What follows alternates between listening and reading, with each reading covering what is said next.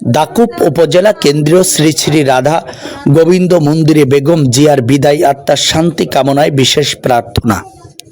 2 জানুয়ারি শুক্রবার দাকুপ উপজেলার চালনা বৌমার গাছতলায় অবস্থিত দাকুপ উপজেলা শ্রী শ্রী রাধা গোবিন্দ কেন্দ্রীয় মন্দির কমিটির আয়োজনে বেগম খালেদা জিয়ার আত্মার শান্তি কামনায় বিশেষ প্রার্থনা ও তার জীবনী সম্পর্কে বিশেষ আলোচনা অনুষ্ঠিত হয়েছে।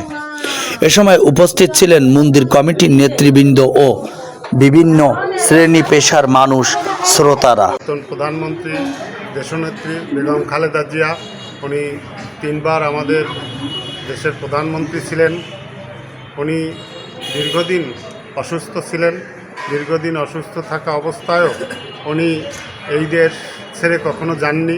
এদেশেই তার জন্ম, এদেশেই তিনি মৃত্যুবরণ করবেন এমন প্রতিজ্ঞা করেছিলেন যে এই দেশের মানুষ ছেড়ে আমি কখনো দেশের বাইরে যাব না। তো সেই অসুস্থ অবস্থায়ও উনি দেশ ছেড়ে যাননি। দেশের মানুষকে, দেশের সমস্ত প্রকৃতিকে উনি ভালোবাসতেন। ভালোবেসে এদেশেই তিনি দেহত্যাগ করেছেন।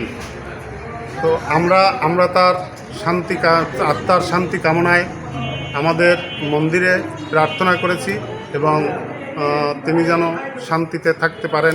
দাকুপ উপজেলা শ্রী শ্রী রাধা গোবিন্দ মন্দির থেকে মোখলেসুর রহমান, আলোর খবর, দাকুপ, খুলনা।